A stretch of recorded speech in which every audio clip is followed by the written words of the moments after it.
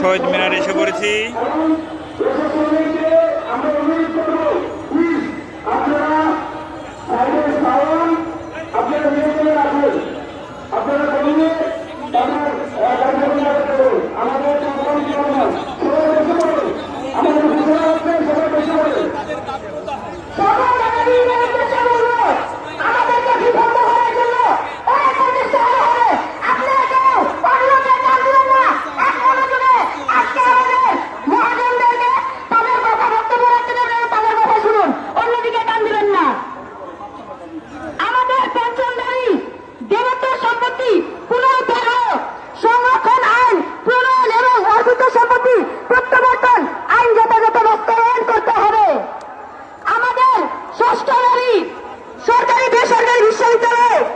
বিশ্ববিদ্যালয় কলেজ ও সকল উচ্চ শিক্ষা প্রতিষ্ঠানে সংখ্যালঘু সম্প্রদায়ের শিক্ষার্থীদের জন্য উপাসনালয় নির্মাণ এবং প্রতিটি হোস্টেলে পাঠানো কক্ষ বরাদ্দ করতে হবে।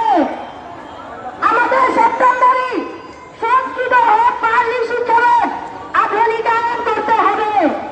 আমাদের সর্বশেষ এবং অষ্টমদারি শারদীয় দুর্গাপূজার 5 দিন ছুটি দিতে হবে। পাশাপাশি সংখ্যালঘু সম্প্রদায়ের প্রধান ধর্মীয় উৎসবে প্রয়োজনীয় ছুটি দিতে হবে। এই হচ্ছে আমাদের 8টি দাবি। এই 8টি দাবি যে পর্যন্ত কার্যকর করা হবে না সেই পর্যন্ত আমরা রাজপথ ছাড়ব না। এবং সকলের উদ্দেশ্যে আমি সর্বশেষ একটি কথা বলে বিদায় নেব যে আমাদের সামনে 9 তারিখ থেকে দুর্গাপূজা আছে।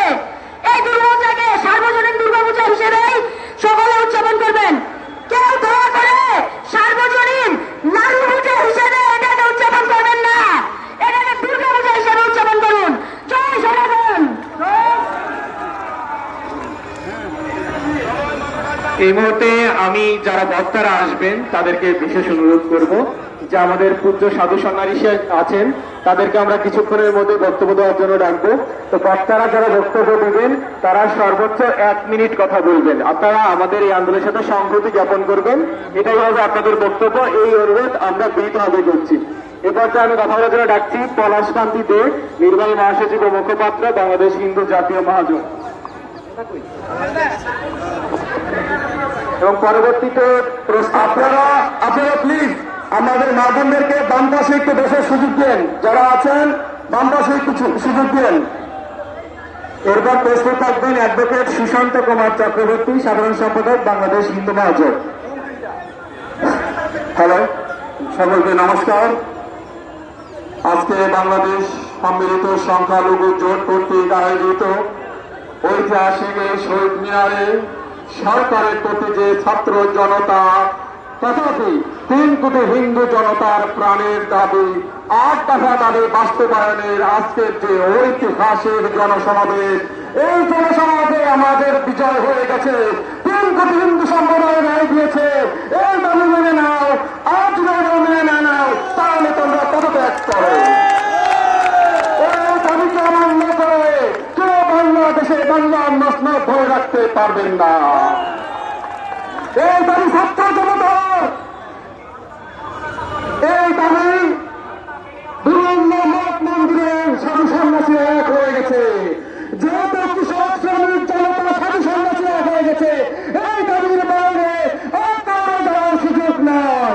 3 কোটি হিন্দু সম্প্রদায় শহীদ মিনার থেকে ঘোষণা করছে এই দাবি মেনে না নেওয়া পর্যন্ত হিন্দুরা ঘরে ফিরে যাবে না। কোথায় কোথায় বাংলা ছাড়, এই সমস্ত কথা বলা যাবে না। রক্ত দিয়ে বাংলা কিনেছি, রক্ত দিয়ে আমরা বাংলায় থাকবো।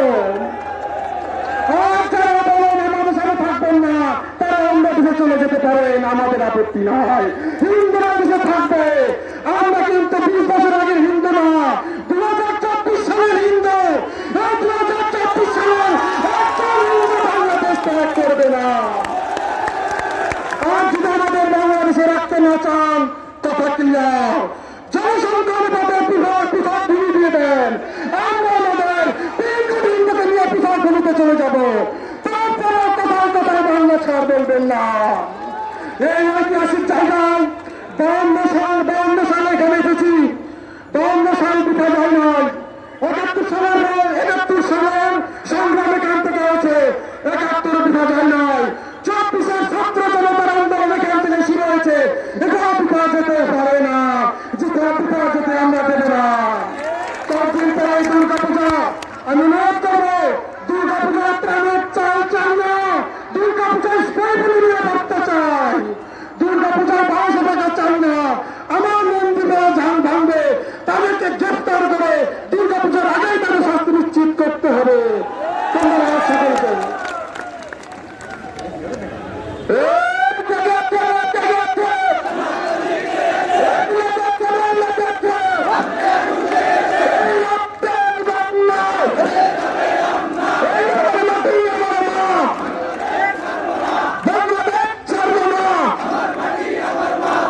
অ্যাডভোকেট সুশান্ত কুমার চক্রবর্তী, সাধারণ সম্পাদক, বাংলাদেশ হিন্দু মহাজোট। আমি দাদাকে অনুরোধ করবো সংহতি জ্ঞাপনমূলক 1 মিনিটে শেষ করবেন।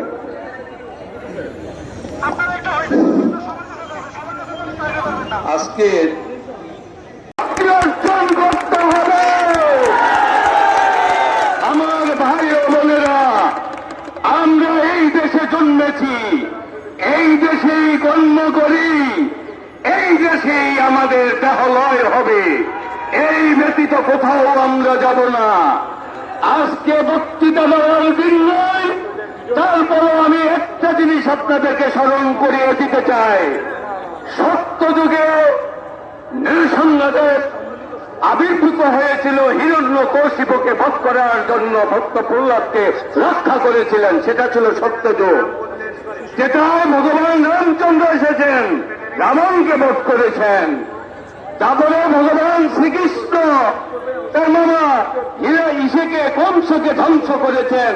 এখন তো আমরা হাজার হাজার অসুরের সাথে বসবাস করি, সুতরাং অসুরের সাথে বসবাস করলে আমাদেরকে সেইভাবেই পরিবর্তন করতে হবে।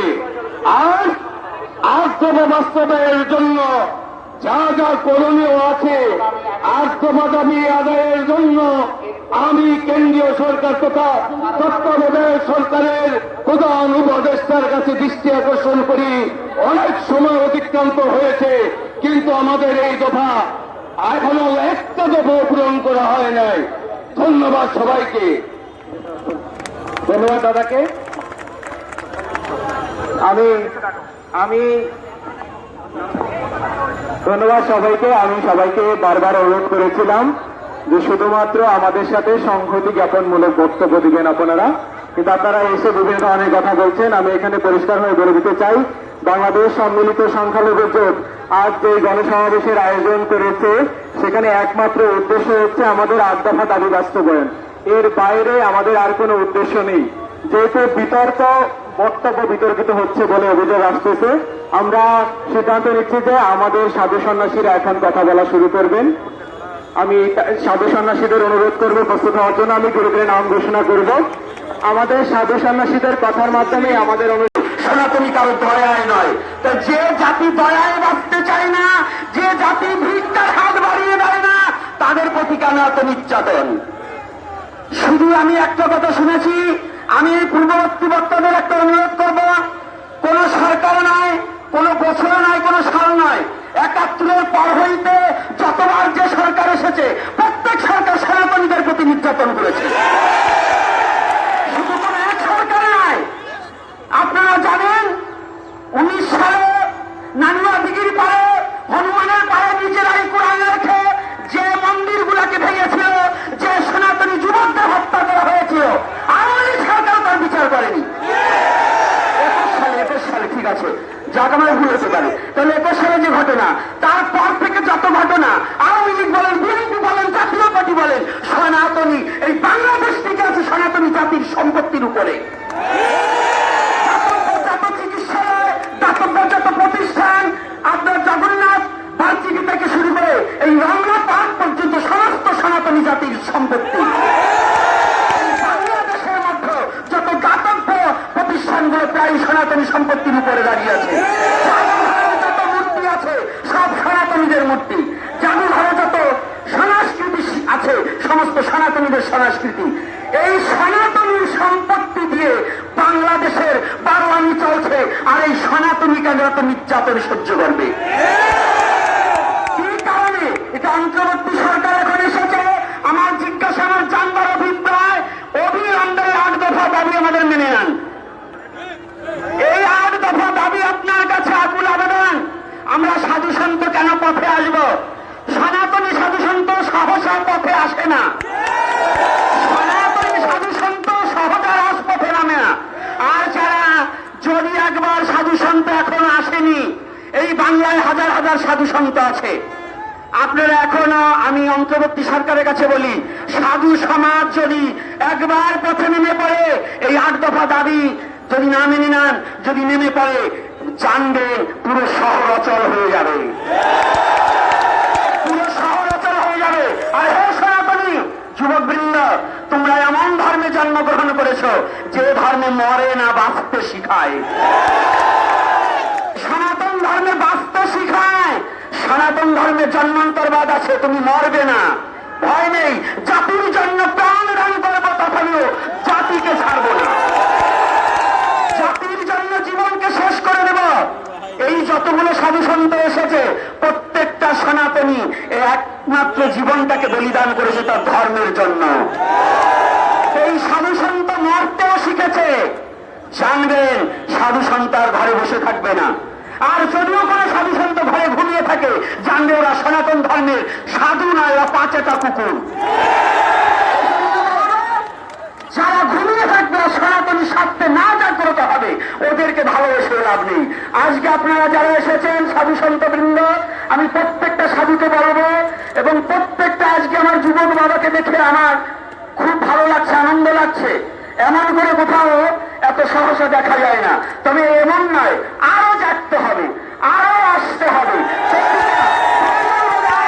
দাবি না মানা পর্যন্ত প্রত্যেক মোড়ে মোড়ে, রাস্তায় রাস্তায় আমরা শুয়ে পড়বো। আর একটা কথা আছে, আপনাদের কথায় আমি চলবো না। কথা হচ্ছে, বাংলাদেশে আমার নলেজে আছে, আমি এর আগে একটা আলোচনা বলে দিয়েছি ইউটিউবে, যদি আমি বাস্তব সত্য প্রমাণ না করতে পারি, আমি নিজে ফাঁসির দড়িতে ঝুলে পড়ব।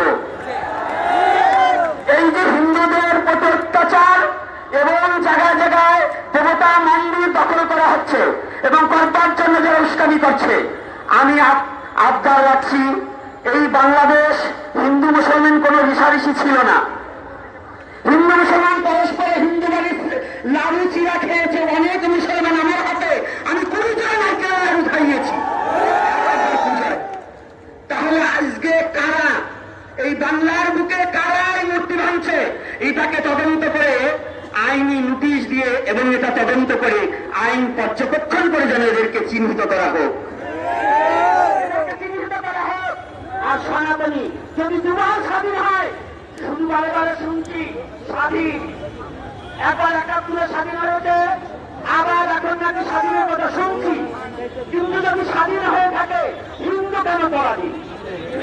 সনাতনী কেন পরাধীন? তাহলে কি এই দেশের মুসলমানরা স্বাধীন হয়েছে? হিন্দু কি স্বাধীন হয়নি? সনাতনী কি স্বাধীন হয়নি? তাহলে আমাদের প্রতি নির্যাতন কেন? আর বরিশাল ভোলাতে পূজা করতে দেওয়া হচ্ছে না, কারা তাদের নির্দেশে পূজা করা দিচ্ছে না, এই নোটিশটা আমাদের কাছে পৌঁছিয়ে দিন।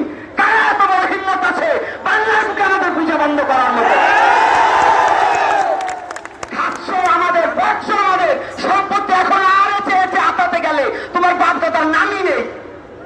আর সেই সম্পত্তি ভোগ করে তুমি আমাদের হিন্দুদের প্রতি নির্যাতন করবে, এটা চলতে দেওয়া যাবে না। এটা অন্তর্বর্তী সরকারের কাছে আমার নিবেদন। আর দীর্ঘায়ু করব না, আমার বাবারা আছেন, সাধু সন্ত আছেন, আর আমি সনাতনী মা ও বাবাদের কাছে, ছাত্র সমাজ নয়, আজকে মায়েরাও এসেছে, আমার বাবারা এসেছে, সাধু সন্ত এসেছে, আমি সবার কাছে প্রার্থনা, সনাতনী রক্ষা করতে নামবো মাঠে। জয় নিতাই, জয় গৌর হরি বল। আমার সমস্ত অপরাধ ক্ষমা সুন্দর দৃষ্টি দেখবেন। জয় নিতাই।